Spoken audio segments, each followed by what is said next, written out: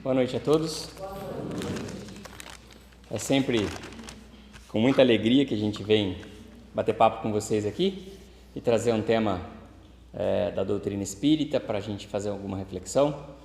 E então eu agradeço a oportunidade do trabalho, agradeço aos nossos mentores, agradeço a espiritualidade amiga que nos dá suporte, que nos instrui, que nos ilumina e que nos possibilita estar aqui para transmitir essa mensagem. Pedimos que o alto mantenha o foco nas palavras de Jesus e que as nossas palavras sejam o mais fiéis possível ao ensinamento do Cristo e que as nossas vontades pessoais e que as nossas ideias pessoais sejam o mais afastadas o possível dessa conversa da noite.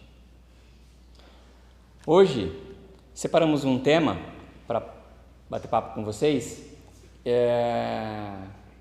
que acho que todos nós de alguma maneira buscamos na casa espírita, buscamos em qualquer templo religioso que seja. A casa espírita especialmente tem aqui um sistema de tratamento através da cromoterapia, através da fluidoterapia, que são os passes recebidos e prescritos semanalmente através da orientação espiritual, e todo esse trabalho busca cura de cada um de nós. A cura física, a cura espiritual, a cura moral. Então, todos nós estamos em busca de cura. E tem um livro ditado pela Joana de Ângeles por médium Divaldo Franco, que se chama Desperte e Seja Feliz. Não sei se alguém aqui já leu esse livro. E esse livro ele traz uma recomendação muito importante sobre a cura. E é essa recomendação que a gente vai trazer, essa reflexão dessa orientação dela que nós vamos trazer aqui hoje. E eu nomeei como receita de cura, né? Porque é mais ou menos isso que ela fala neste livro. Então ela inicia dizendo o seguinte: a cura tem início quando o paciente se ama e passa a amar o seu próximo. É um processo profundo de integração da pessoa nos programas superiores da vida. Vejam que em 3 linhas do livro a gente tem matéria para conversar aqui uns 6 meses nessas 3 linhas, né? Vejam, todos nós estamos em busca de cura, como eu falei no começo aqui da nossa exposição, seja cura para o nosso organismo físico, né? Esse veículo que guarda o nosso espírito aqui durante esse breve período que a gente passa na Terra, né? 50, 60, 70, 80, 90, 100, 110, alongando ali, né? Muito mais do que isso, mais complicado, né? Mas então a gente passa um breve período aqui na Terra. E esse veículo físico, então, muitas vezes ele apresenta algumas doenças, algumas deformidades, algumas anomalias. Então, em algum momento a gente busca cura para o físico. Outros momentos a gente busca cura para o nosso emocional, que muitas vezes ele é abalado durante esse interregno de tempo aí, né, desses 100 e poucos anos aí que a gente experimenta aqui na Terra. Muitas vezes o nosso emocional ele é abalado, e aí a gente vem em busca de ajuda na casa espírita também. E algumas doenças a gente já traz na nossa malinha de reencarnação. A gente traz algumas doenças que são decorrentes de outras existências. Doenças que muitas vezes estão marcadas no nosso perispírito e que são transferidas para o nosso espírito atual, que a gente também vem em busca de ajuda.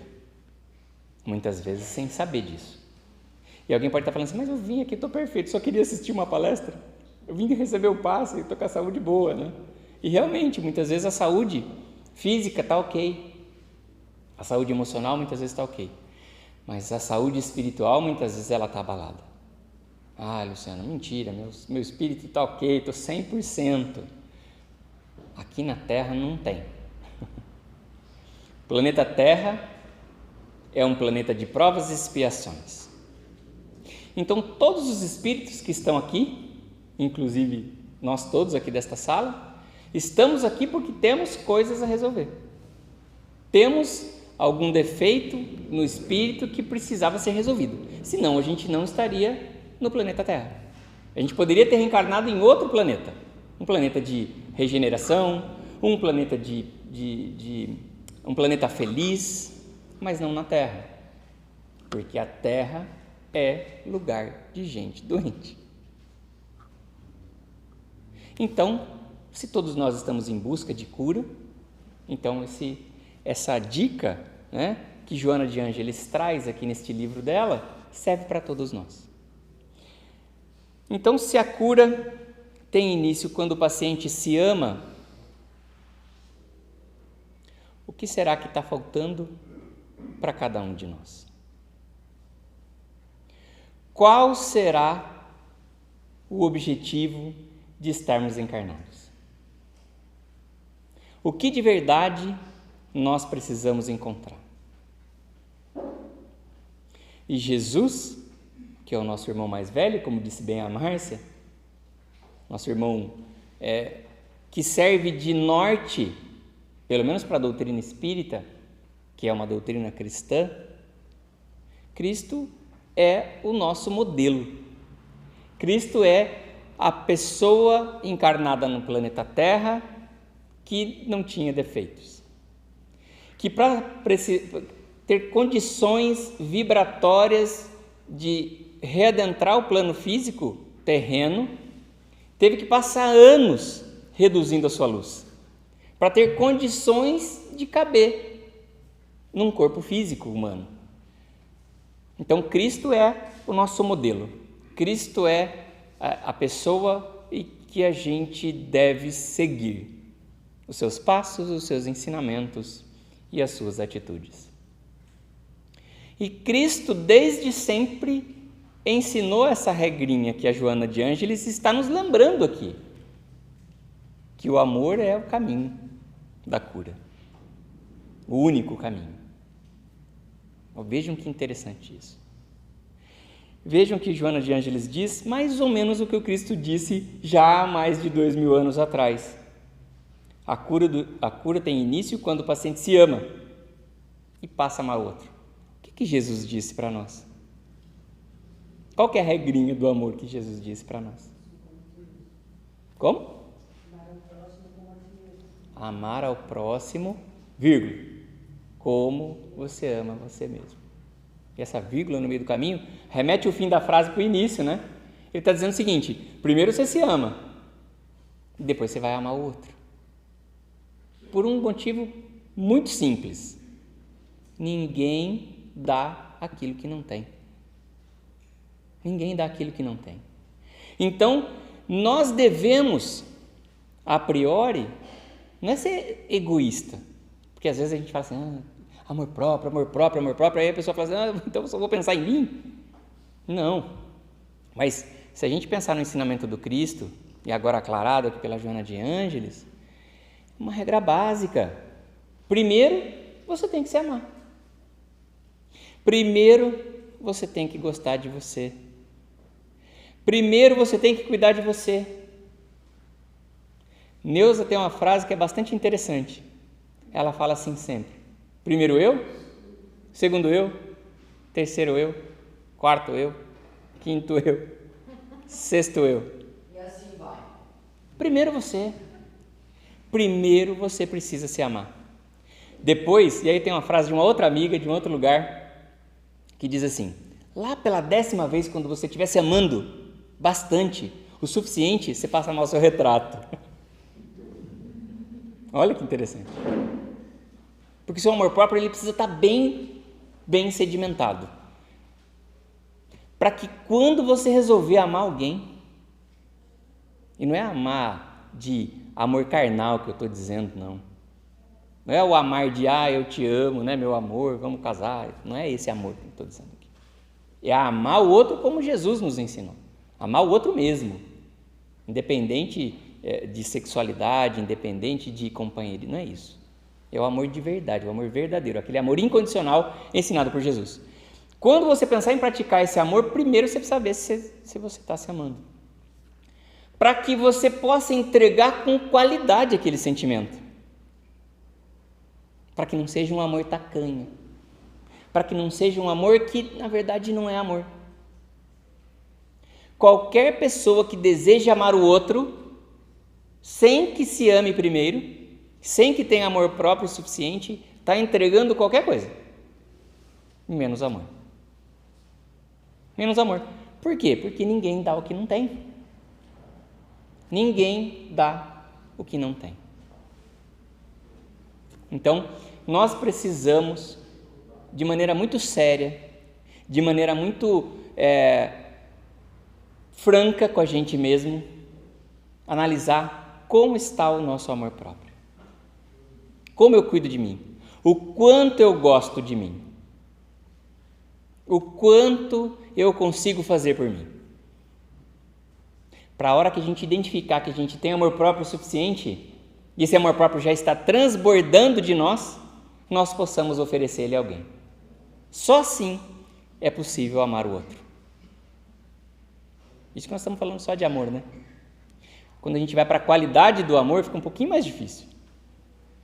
Porque Jesus disse o seguinte, que o amor ele deve ser incondicional. E a palavra incondicional tem um peso gigantesco. Quando a gente passa a analisar a forma de amar do Cristo e a forma como Ele gostaria que nós amássemos o nosso próximo, fica tão difícil, fica tão pesado, tão complicado, porque as pessoas elas passam a se odiar por tão pouco. As pessoas brigam por tão pouco. As pessoas criam picuinhas por tão pouco. Nós, né? Todos nós aqui. Estou tirando o meu da reta, não. Estou dentro desse nós aí, né? A gente cria inimizades por tão pouco. A gente perde a oportunidade de fazer o bem por tão pouco. Como então que a gente consegue amar incondicionalmente?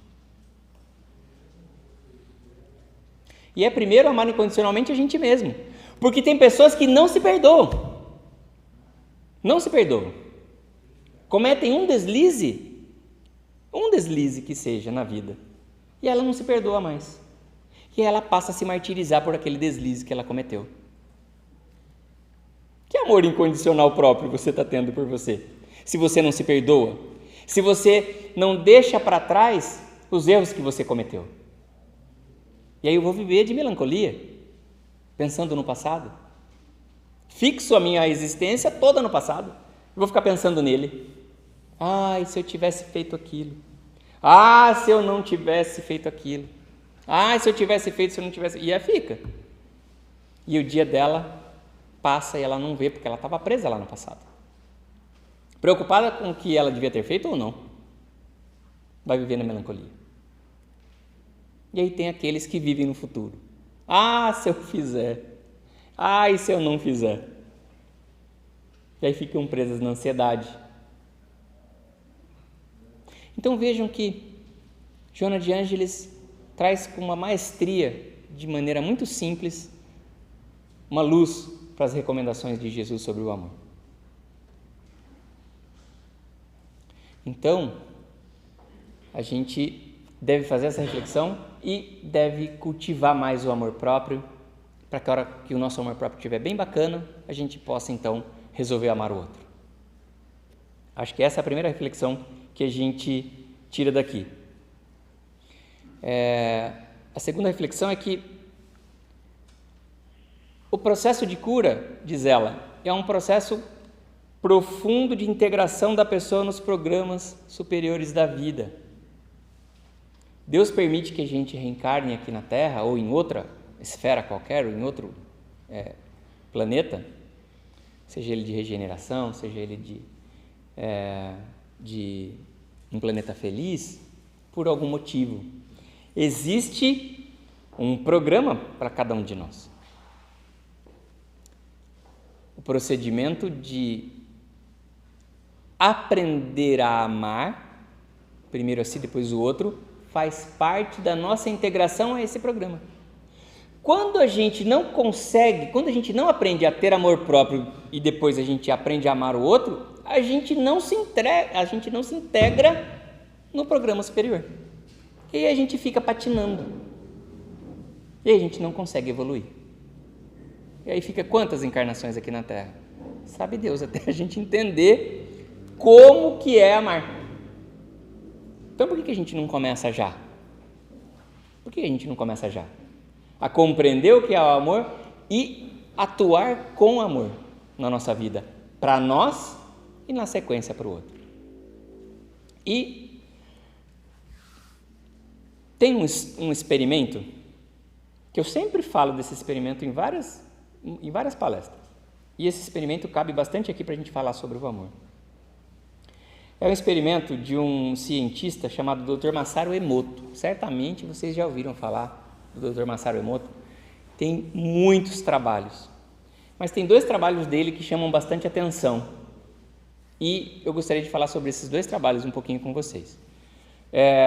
Os 2 trabalhos envolvem água, né? A água é o elemento que a gente tem na Terra que mais facilmente ele é influenciado, né?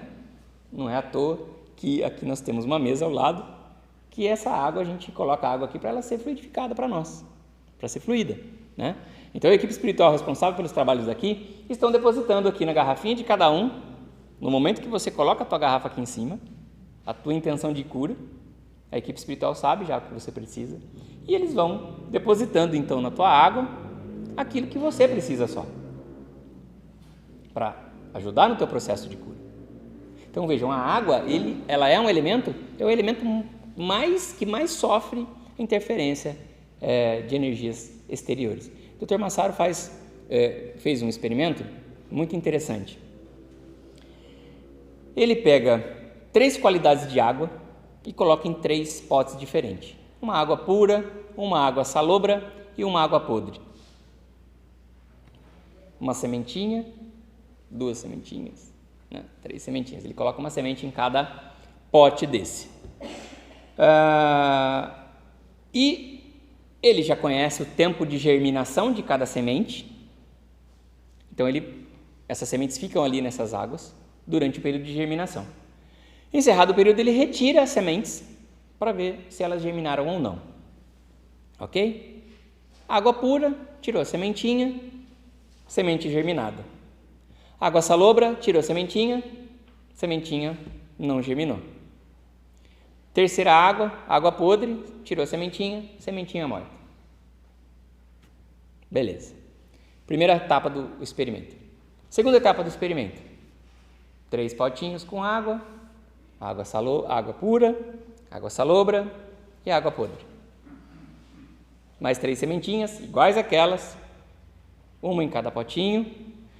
E aí um elemento adicional, que é uma pessoa vibrando em cada um desses potes. Na água limpa, água pura, colocou uma pessoa doente, muito doente, para vibrar em cima daquela água para aquela semente. Na água salobra, colocou uma pessoa que sofria de esquizofrenia, para vibrar em cima daquela água salobra com a sementinha dentro. E no terceiro potinho de água podre, pegou um médium de cura, muito, muito, muito amoroso, e colocou para vibrar naquela água podre com a sementinha dentro. Mesmo tempo de experiência da primeira etapa, decorrido, deixou lá bonitinho, acabou o experimento, retirou as sementes. Semente da água pura com vibração de um doente. Tirou a sementinha, estava germinada ou não? Não estava germinada. Ué, mas lá na água pura do primeiro negócio não estava germinada? O que mudou aqui? A vibração de alguém doente em cima daquela água. Segundo potinho, água salobra, energia de um esquizofrênico. Tirou a sementinha. E aí, germinou ou não? Não germinou. Terceira sementinha, água podre com vibração de um médium amoroso. Tirou a sementinha, germinou ou não germinou? Germinou. Vocês têm noção da importância do trabalho do Dr. Masaru Emoto?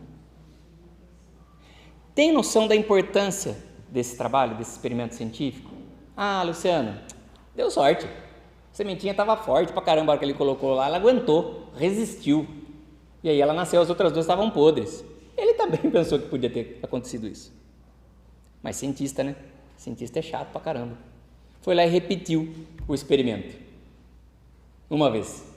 Deu certo. Exatamente o mesmo resultado. Ele falou, caramba, será que é sorte de novo? Passou a repetir, né? Porque a ciência é isso, né? É experimentação.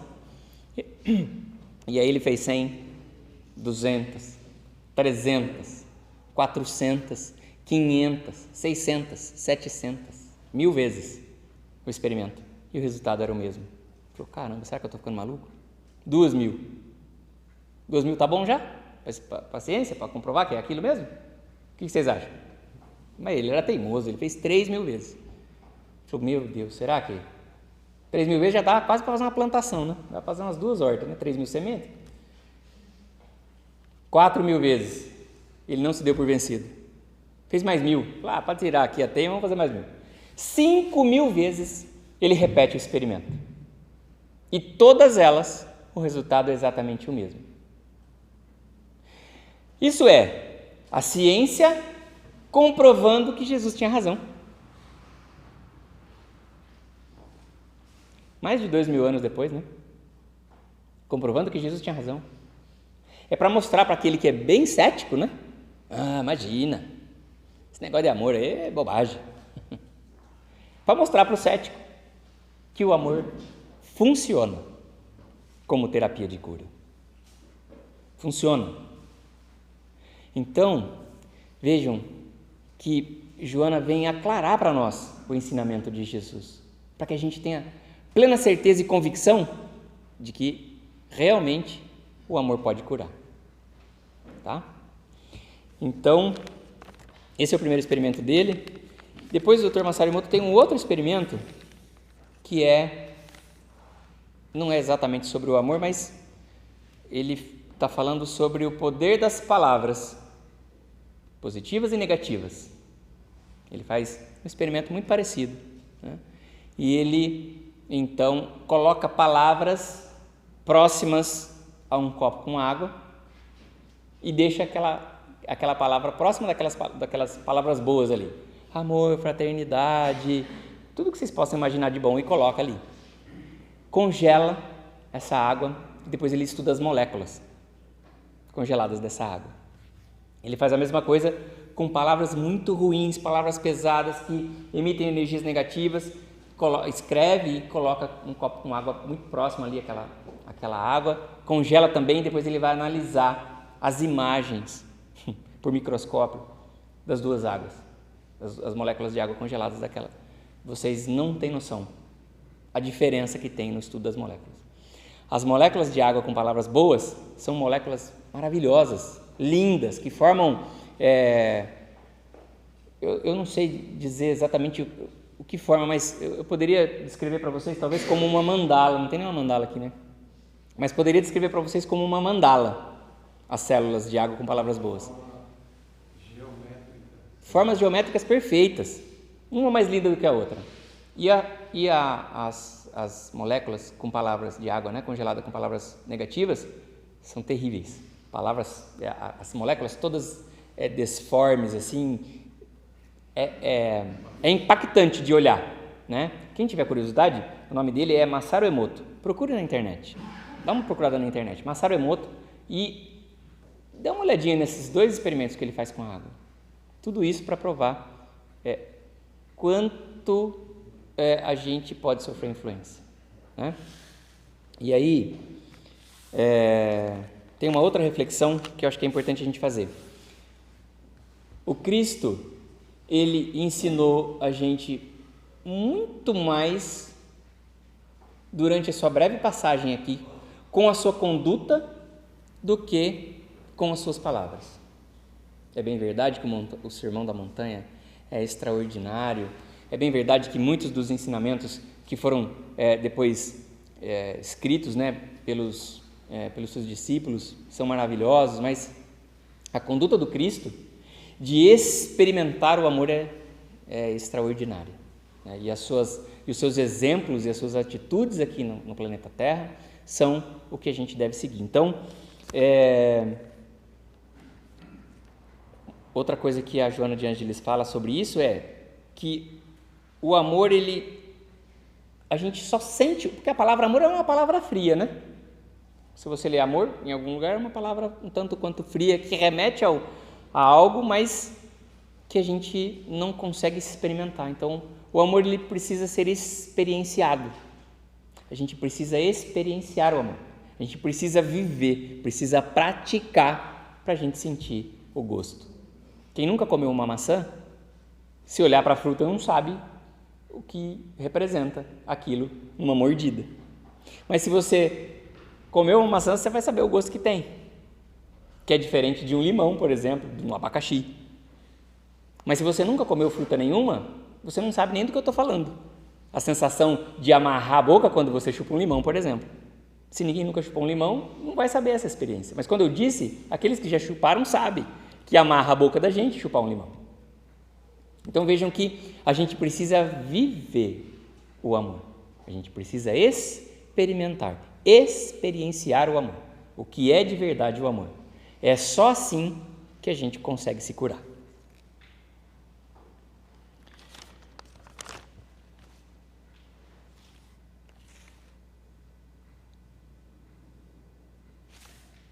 Bom, eu acho que as reflexões que a gente gostaria de trazer sobre o amor aqui são essas. Certamente todos nós temos algo no nosso amor próprio que precisa ser restaurado. Seja a situação que for, todos nós temos. Por que é que a gente não começa isso hoje? Por que é que a gente não começa quando a gente sair daqui? E amor ao próximo? Será que eu preciso esperar? Eu vou esperar agora 6 meses, vou trabalhar meu amor próprio, depois eu começo. Não, começa já. Começa já a exercitar o amor pelo próximo também. Se você buscar aí na sua memória, deve ter alguém que você não fala faz um tempão. Por uma palavra rude que ou você ou a pessoa te disse, que você achou que era melhor se afastar. Deve ter alguém aí que você está esperando que essa pessoa perdoe você. E pode ser que você fique o resto da sua vida esperando. Por que não pegar o telefone e não ligar para essa pessoa e dizer para ela, olha, eu te perdoo. Não, você não tem que... Não, eu estou te perdoando porque eu preciso te perdoar, porque eu te amo. Sei lá.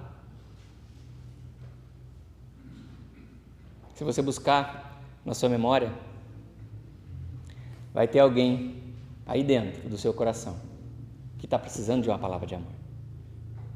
Seja um vizinho seu, seja um familiar, seja um amigo.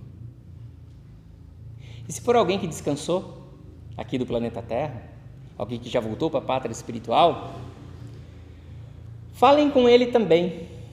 Fale com essa pessoa. Se é uma pessoa que você não conseguiu se despedir, se é uma pessoa que você não conseguiu se perdoar, se é uma pessoa que você não conseguiu pedir perdão, ou que ela não te perdoou e que você achava que você precisava de perdão dela, e que ela já descansou, que ela já retornou para a pátria espiritual, conversa com ela. Em pensamento, não vai sair conversando com a pessoa, que vão achar que vocês estão malucos, né? Você não falou que eu tinha que conversar, você conversando aqui, a pessoa que desencarnou. Vai lá no teu pensamento na hora de fazer a oração, se conecta com ela, com essa pessoa. Ou se a pessoa está encarnada e você não tem coragem de ligar, porque, puxa vida, eu não consigo ligar ainda. O orgulho às vezes fala um pouquinho mais alto, né? Se você não tem coragem de ligar, na hora de você fazer a oração, pede perdão para essa pessoa. Ora por ela. Diga lá dentro do teu coração que você a ama. Assim você vai iniciar o seu processo de cura também. Pode ser que em algum momento você crie coragem de chegar nessa pessoa para dizer que a ama, ao vivo e a cores. Então fica aqui um convite para vocês. Se amem e amem o próximo. vai ser o início da nossa cura. Que assim seja. Gratidão.